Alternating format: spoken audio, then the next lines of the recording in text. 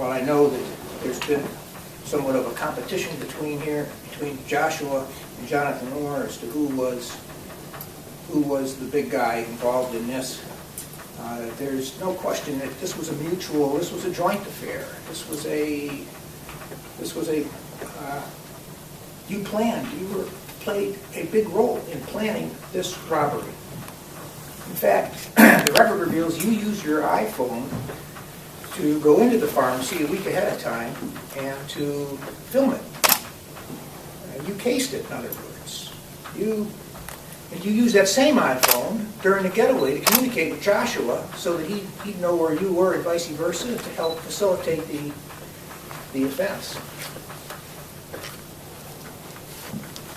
You not only provided the getaway car, the one you borrowed from your acquaintance or whatever, you drove it.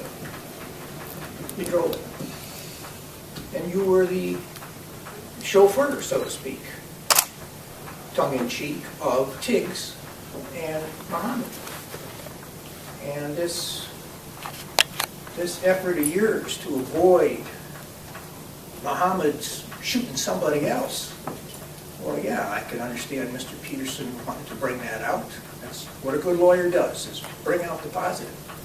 But go back to the root cause. The reason Muhammad was there is because of you.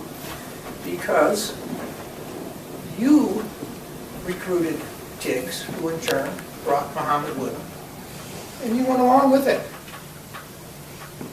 You started this chain of events. You were a primary mover. And you then handed the gun, a loaded .38 Smith & Wesson handgun. You handed it to Muhammad, who looks like, well, he is a juvenile. He looks like a juvenile. You gave it to that guy, a guy from Detroit who you barely knew other than, he said here he was a gang member. Maybe you didn't know that. But he's a 17-year-old. Who knows what juveniles do? You give him a gun that's loaded and tell him to go in and rob a store. Who knows what that guy's going to do? So this is a huge factor. You are the last person that had an opportunity to say, I'm not giving this gun to this kid. Kids do all kinds of nutty things when they're trying to prove their bravado.